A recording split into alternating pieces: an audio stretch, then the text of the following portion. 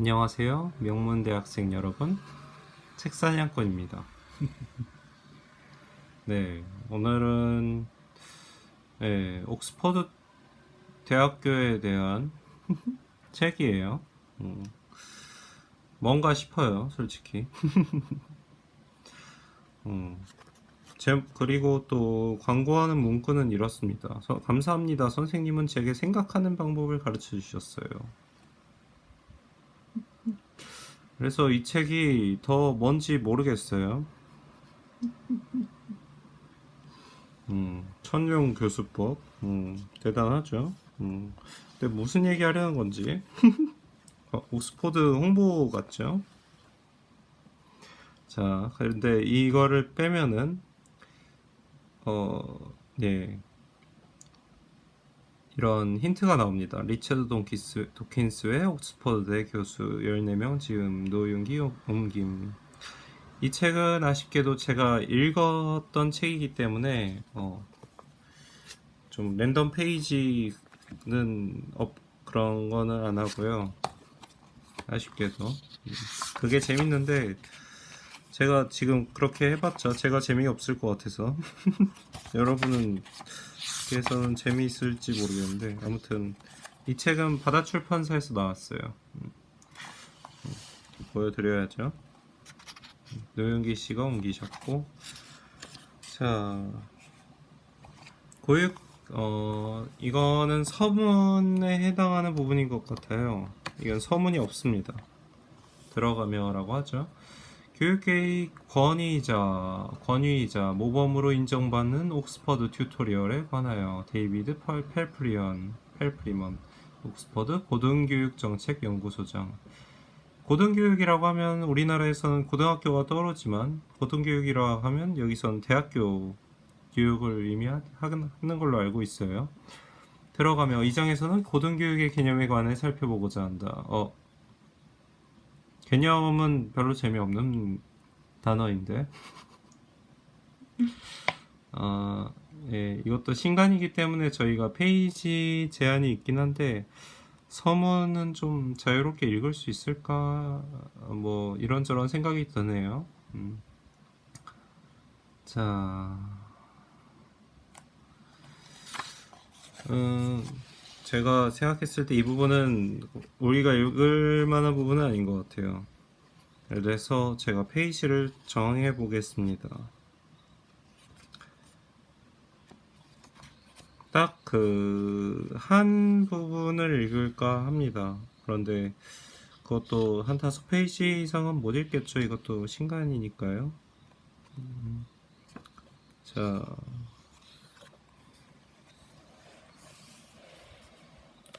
저는 이 부분을 여러 차례 읽게 되네요.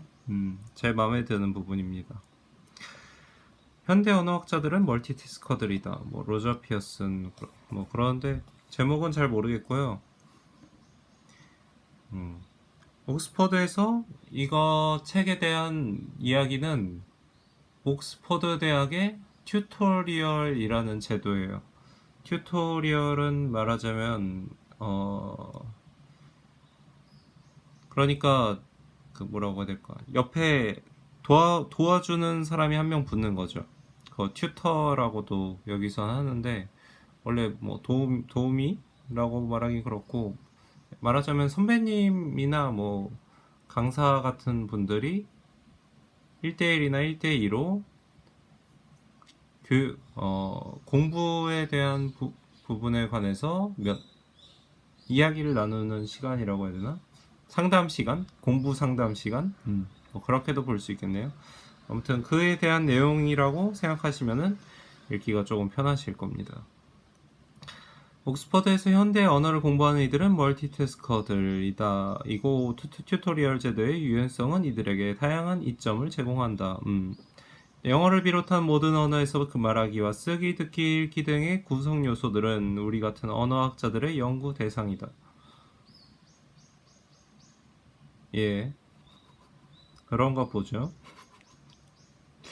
연구 방법은 언어에 따라 다르고 대학에 따라서도 달라진다. 하지만 현대 언어를 배우는 모든 학생은 공통적으로 소규모 그룹에서 긴밀히 소통하며 학습할 때 가장 큰 효과를 얻는다. 심지어 그렇게 하고 싶지 않아도 말이다. 이 소규모 그룹이라는 건 튜토리얼 제도에 대한 긍정적인 해석, 긍정적인 뭐라고 해야 될까? 표현을 하는 거죠. 첫 해에 치른 예비 시험의 주제는 다른 분야도 있었지만 주로 기록 언어, written word와 관련한 주제였고, 학생들은 한 언어를 다른 언어로 번역하거나 일련의 문법 문제를 정확히 풀어야 했고, 때로는 현대 산문을 타겟 언어로 옮겨 써야 했다. 굉장히 수준이 높죠. 프랑스어나 독일어와 같은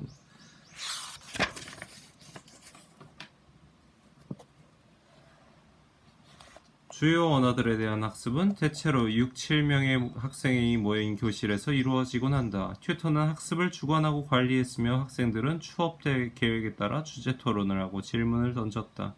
추가적인 문법 학습을 위해서 대학 차원의 대규모 강좌가 개설되기도 한다. 다른 언어의 경우에도 대학 차원의 강좌가 개설되지만 강의 규모는 작았고 학생들의 관심도 덜했다. 첫 해의 시험에는 구술 평가가 포함되지 않고 매우 작은 강좌였음에도 옥스퍼드의 모든 대학이 그러하듯 원어민 교수가 강의를 맡아 끊임없이 듣기와 말하기를 훈련하도록 했다. 언어를 배우기 위해선 그 언어를 배우는 일 자체에만 집중하기보다 해당 언어를 능숙히 사용하는 사람들이 그 언어를 어떻게 활용하는지에 대해서에도 관심을 가져야 한다. 그렇기 때문에 옥스퍼드의 현대 언어학자들은 문학 텍스트를 분석하는 방법을 배우는 것은 물론 작품이 쓰인 역사적 문화적 맥락 속에서 해당 텍스트를 이해하고자 한다. 이때 튜토리얼 학습은 매우 중요한 역할을 한다. 대학에는 작가나 작품과 관련된 다양한 강좌가 개설되어 있고 언어의 배경 지식이 되거나 주제와 관련된 다양한 문체의 학습 자료가 제공되기도 하지만 학생들이 정성을 쏟아야 할 가장 중요한 시간은 매주 시간을 할애하여 해당 과목을 연구하는 튜토리얼 학습이다. 학생들은 자신이 쓴 에세이 등의 과제에 대해 조언받고 관련 주제로 토론하며 학습에 도움이 될 책이나 논문을 추천받는다. 학생들의 모든 과제는 튜터에게 평가받을 뿐 아니라 소그룹 모임에서 논의가 된다. 과제를 평가받고 논의도 되고 있어요.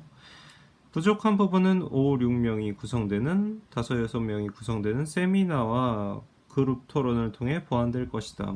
소규모 그룹 얘기가 계속 나오고 있죠. 5, 6명도 뭐 큰 규모는 아닌 것 같고요. 이때 참석자들이 별도로 준비할 것은 없고 오직 열정적으로 참여하는 것이 중요하다.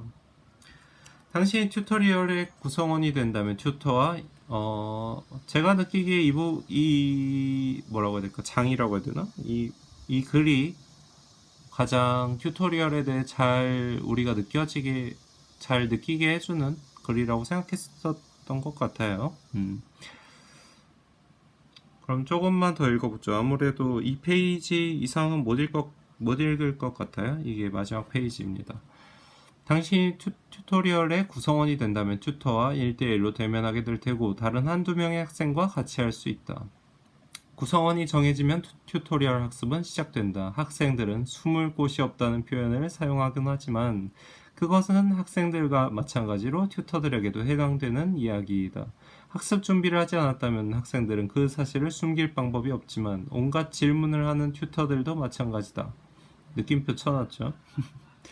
정말로 중요한 것은 여러 해 동안 이루어지는 튜토리얼 학습 과정을 통해 학생들은 지적 성장을 경험할 수 있다는 점이다.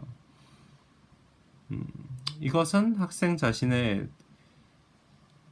저는 이렇게 본격적으로 공부해야 빠른 성장을 기대할 수 있다고 생각합니다. 1대1, 1대2라는 그런 상황에서 인간은 더 강한 힘을 발휘하거든요. 한 30명 있는 교실에서 수업 듣는 거랑 2명 1대2로 수업 받는 거랑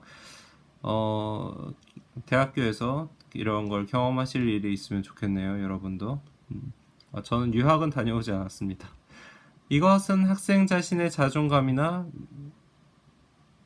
평판을 시험하는 신문 과정이 아니다. 제 얘기를 끝까지 맞춰야 되겠다는 생각이 드는데, 저는 어떤 교수님한테서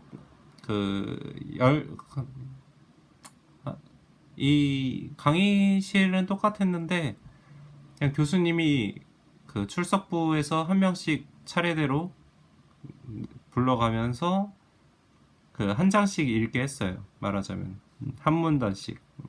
그러니까 제가 다 까발려지는 상황이어서 제가 열심히 하게 됐었죠. 아무튼 뭐 그랬고요.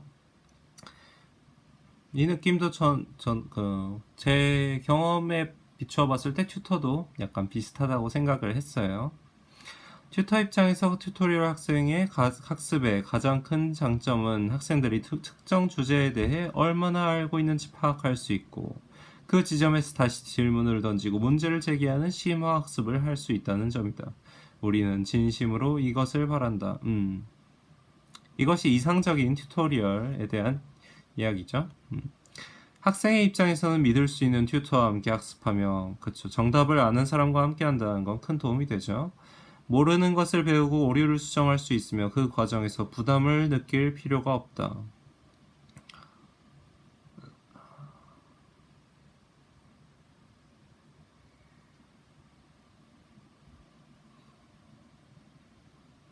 튜토리얼을 통해 학생들은 자신이 아는 것과 모르는 것을 털어놓고 이야기할 수 있으며, 이해되지 않는 부분에 대해 설명해 달라고 요구할 수 있다. 이러한 과정을 통해 해당 분야에 대한 깊이 있는 지식을 얻을 수 있다. 튜토리얼을 통해 학생들은 폭넓은 사고를 하고 어떤 주제에 대한 다차원적인 지식을 얻을 수 있으며, 나아가 그것이 얼마나 흥미롭고 생생한 현실의 문제인지에 대해서도 알 수 있다. 학생들이 튜터와 조화로운 관계를 유지하면 학습 분량에 상관없이 주어진 학업을 무리 없이 끝마치게 된다. 이 책이 대체로 이런 내용이에요. 교수님들이 쓰셨다고 했죠.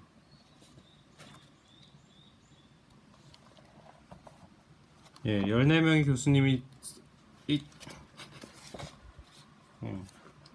교수님이 썼다고 하는데, 이분들이 다 튜터로 활동을 한 거죠.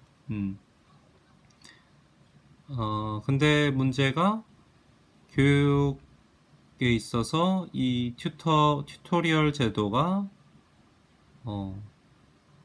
금액이 부담이 된 거고, 그래서 국가의 지원도 지금은 약간 난감한 상황이고, 그래서 이 제도를 유지하는 데 있어서 사람들의 약간 뭐라고 해야 될까, 반대가 있다고 해야 되나? 그러니까 약간 위기인 거죠, 이 제도가. 그래서 낸 책이라고 생각하는데, 이거를 왜 번역하셨는지는 사실은 잘 모르겠어요. 뭔가 우리나라에 있어서 타겟이 되는 그런 내용이 있다고는 그렇게 생각하진 않는데, 광고도 이렇게 해놨죠. 그래서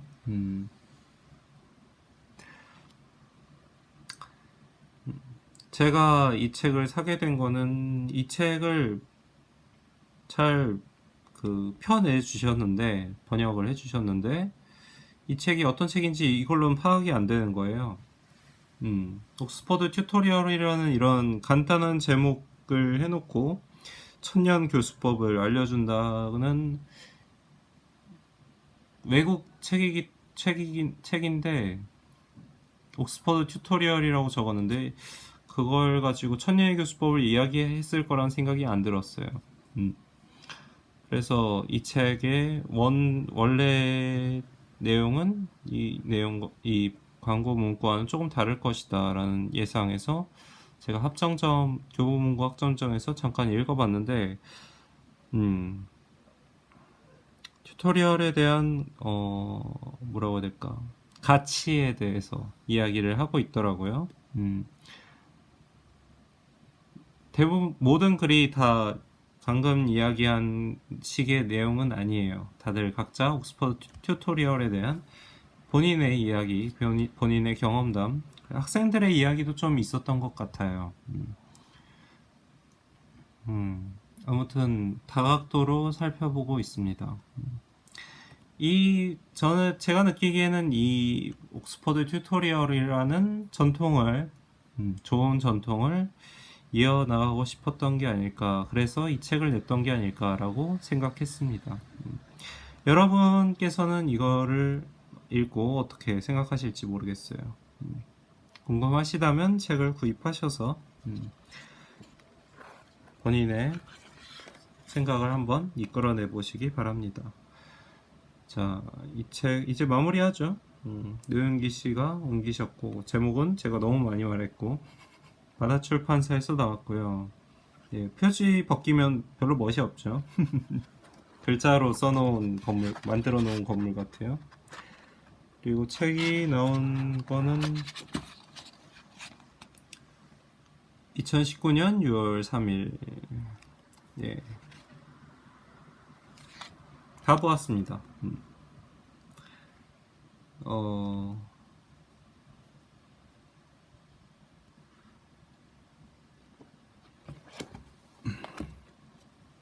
예, 이야기를 너무 많이 한 것 같아요. 너무 많이 떠들었죠. 혹시 서문을 좀 읽을 수 있으려나? 아니다. 자,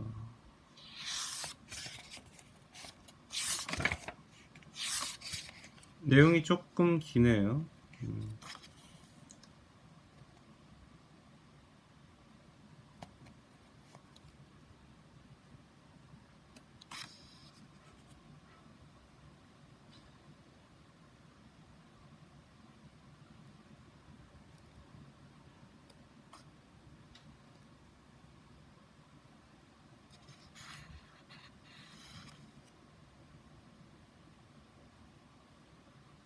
음,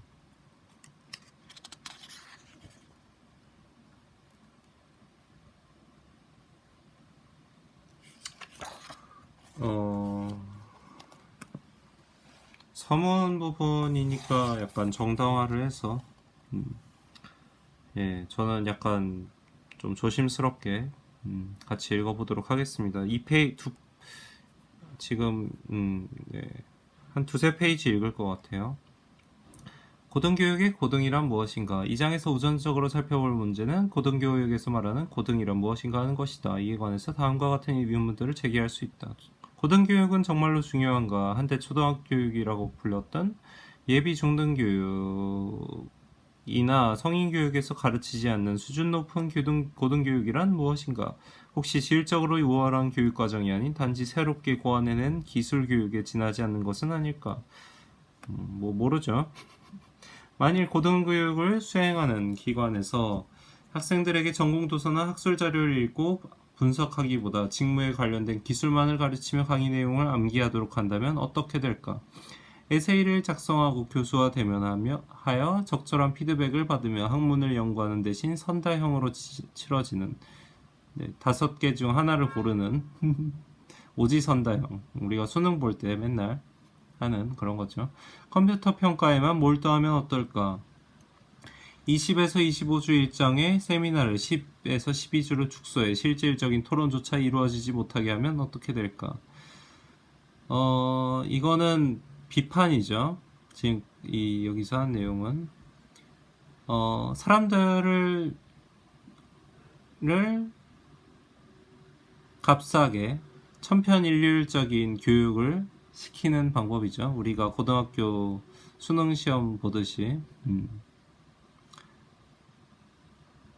그러면 뭐 시험 보는 기계가 되겠죠. 아무튼 이것이 현실이 되면 고등교육은 일반교육의 연장일 뿐이고 고등교육이 아닌 성인교육의 하나로 간주해야 할지도 모른다. 사람들은 이러한 교육을 평생교육 정도로 여기게 될 것이다. 고등교육이란 전공과 상관없이 개인의 의사소통 능력과 비판 능력을 배양하는 교육이다. 이것은 누군가가 3, 4년 동안 고등교육을 이수한다고 해서 이를테면 18세 고교 졸업생이 22세 대학 졸업생이 되었다고 해서 얻을 수 있는 능력이 아니다. 예를 들면 고등교육에 참여한 학생들은 일반 학위과정의 교과서 수준 이상의 지적 수준을 함양하고 있어야 한다. 중요한 것은 학과 지식이 더는 유효하지 않을 때 그것을 수정하고 보완할 수 있는 능력이다. 이를 위해서는 기술적인 수준에서도 일반 학위과정의 내용을 넘어서야 한다. 다시 한번 강조하지만 고등교육에서 해당 학문을 언제 어떻게 발전시켜야 하는지 인식하는 일은 매우 중요하다. 고등교육은 일반 성인을 위한 의무교육 과정이 아니다. 고등교육은 교양교육 과정을 통해 비판적 사고를 증진시키는 교육이다. 고등교육은 기술을 습득하여 경제적인 이익을 도모하려는 이들을 위한 것이 아니고 평생교육 및 직업 재교육 그리고 교육받은 시민. 이 얘기를 같이 읽고 보여주고 싶어서 책을 내셨나? 뭐라고 했었죠? 앞에? 그거에 아니고 평생교육 및 직업 재교육 그리고 교육받은 시민으로서 평생사회에 기여하고자 준비하는 사람들을 위한 것이다. 평생교육 아까 아니라고 하지 않나?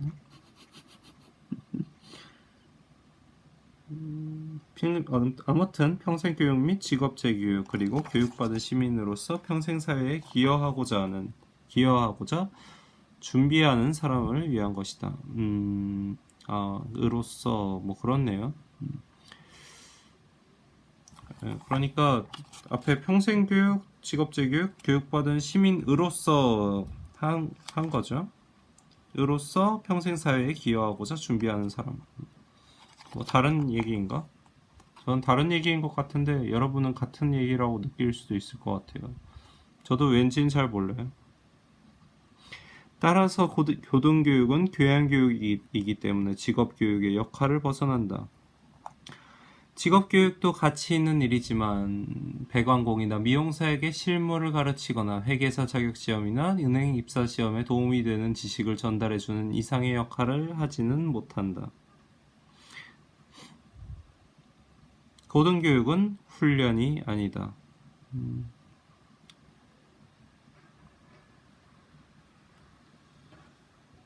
여기서 이상이라고 하는 거는 왠지 이런 걸 하지 않는다. 이상이란 게 뭐뭐 1 이상, 2 이상 뭐 이게 아니라 지금 여기서 이야기했던 이상의 역할을 하지는 못한다. 지금까지 말했던 것의 역할을 하지는 못한다. 이런 식으로 읽어야 될 것 같네요. 고등교육은 훈련이 아니기 때문이다. 뭐 그렇게 읽히고요. 고등교육은 의사나 법률가와 같은 전문 직업인이 되게 하는 출발점이 되기도 한다. 하지만 의사나 법률가가 자신의 지식을 도구적인 수단으로 생각하지 않고 그것을 올바르게 발전시키고자 하는 사람이라면 그는 자신의 직무를 수행하면서 더 큰 창의력을 발휘할 것이다. 자, 여기까지 읽겠습니다. 많이 읽었죠? 감사합니다.